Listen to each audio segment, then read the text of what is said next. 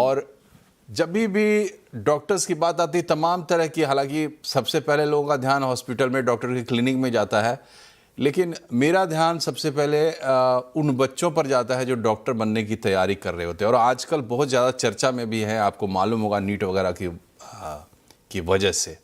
Doctor वली, ये बताइए कि जिस ज़माने में आप डॉक्टर बने और आज जो आप देख रहे हैं, डॉक्टर बनने का जो सफ़र है ये कितना बदला?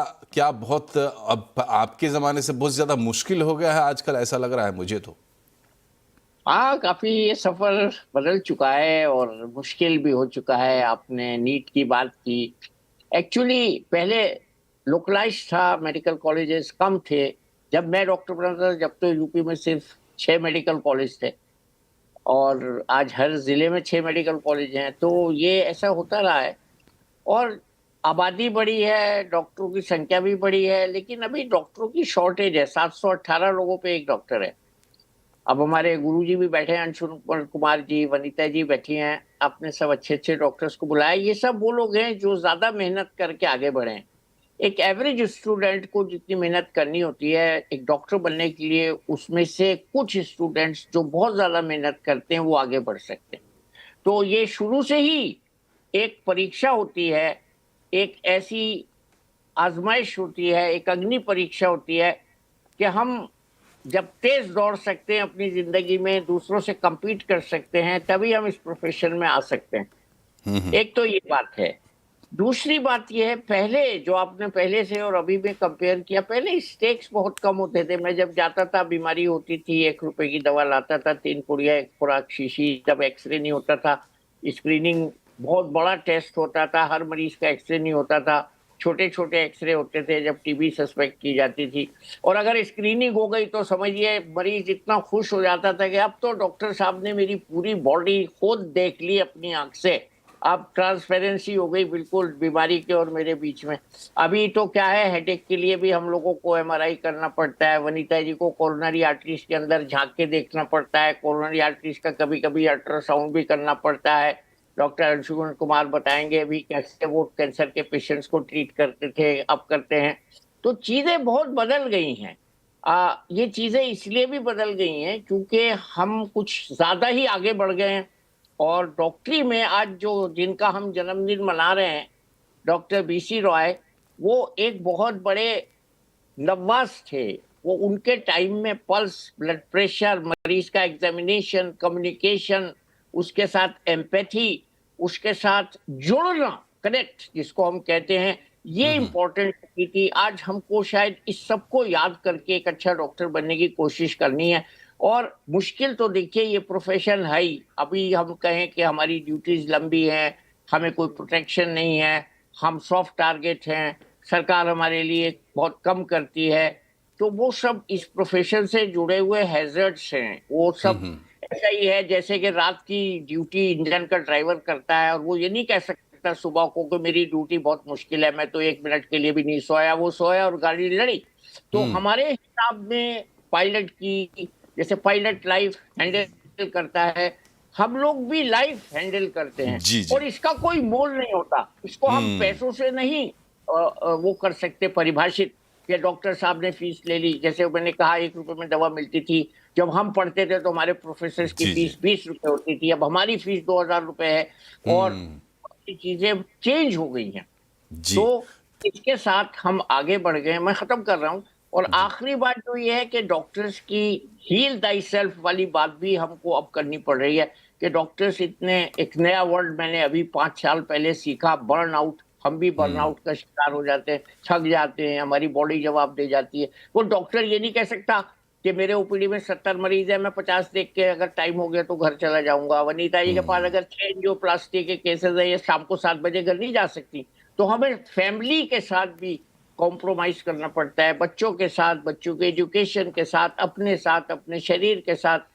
और मैंने तो अजीबोगरीब ड्यूटियां की हैं। 3 राष्ट्रपतियों का मैं डॉक्टर रहा हूं। मैं तो कभी 15 साल अपनी नींद भी भर के नहीं सोया। खैर ये वो उससे जुड़ी बात नहीं, आम डॉक्टर से। तो ऐसी चीजें हम लोगों की जिंदगी में होती हैं। तो इस पे हमें गर्व भी करना चाहिए। और मैं अभी एक दूसरे प्रोग्राम में कह रहा था कि अगर हमको खुश रहना है तो खुशी हम कहीं से ला नहीं सकते, हमें एक हैलो अपने चारों तरफ खुशी का क्रिएट करना पड़ेगा। और वो खुशी आती है मरीज के उस बयान से, जब वो आके कहता है डॉक्टर साहब मैं ठीक हो गया हूँ। वो जो जी। खुशी होती है, मनो तनो खुशी, उसी से हम जीते हैं, उसी खुशी के दरिया में हम तैरते हैं। और उसी खुशी को, वही खुशी हमें जिंदा रखती है इन एडवर्स माहौल में।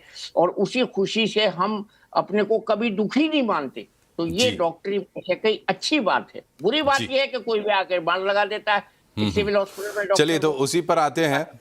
डॉक्टर अंशुमन, जो डायनेमिक्स चेंज हो रहे हैं हर एक प्रोफेसर में, हम देख रहे हैं जिस तरीके से टेक्नोलॉजी ग्रो कर रही है।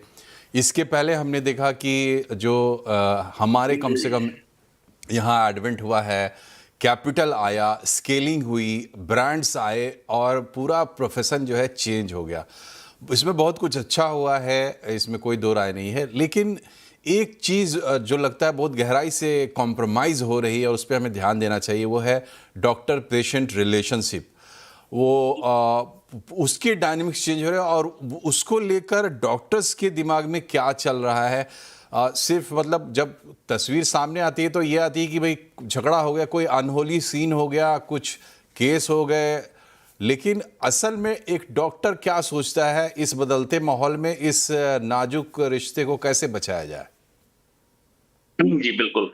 एक देखिए, इसकी शुरुआत डॉक्टर्स डे ही है, और दूसरा आपके दर्शकों को समझने के लिए पहले तो यही समझ लें डॉक्टर का शाब्दिक अर्थ क्या है, literal meaning of doctor.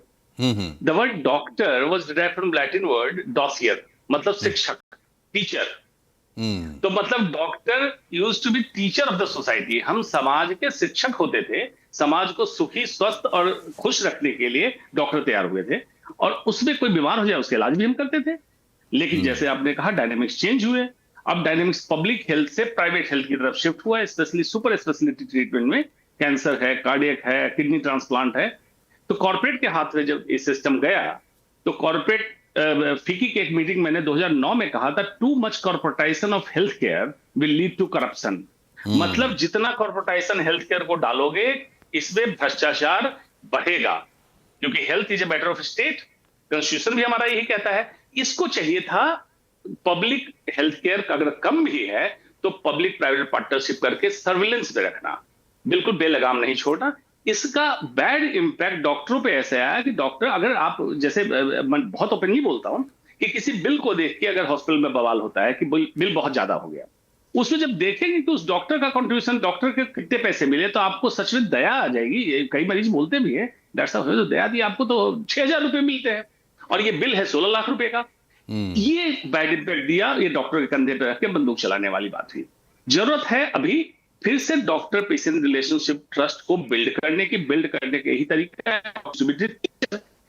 Main काम फिर से वही चालू होना चाहिए जो इनफैक्ट मैं पिछले 22 साल से करता ही हूं, to make the people aware कैसे बीमारी को रोके, बीमारी को कैसे जल्दी पहचाने, और दूसरा कैसे आप हेल्थ केयर के बारे में, चाहे आपका इंश्योरेंस स्कीम हो, चाहे हेल्थ केयर की फैसिलिटी, उसके बारे में अवेयर हो। What is a good health care system, who is the good doctor, इसके बारे में अवेयर करना, इन सब की जरूरत है। ये पहल कौन करेगा? डॉक्टर, जो कि ट्रेंड है इस विधा का, और अपने बेबाकी से अपने प्रोफेशन की कमियों को भी बोल सके और उसको ठीक करने की हिम्मत रखता है। उसके अंदर ये ताकत है कि अगर गलती होगी तो मैं टोकूंगा, क्योंकि medical profession can not be ruled by bureaucrats, means IAS officer और एमबीए, जो 12th में हमारे पास नहीं हो पाए मेडिकल की परीक्षा, वो छूट के रह गए। एमबीए बनके कॉर्पोरेट हॉस्पिटल में सीईओ बनते हैं, कहते हैं डॉक्टर को तुम टारगेट अचीव करो, तुम बेवजह इलाज करो, तो गलत हो गया। इसको हमें ठीक करने की जरूरत है। ये ठीक डॉक्टर ही करेगा, दूसरा कोई नहीं करेगा। जी,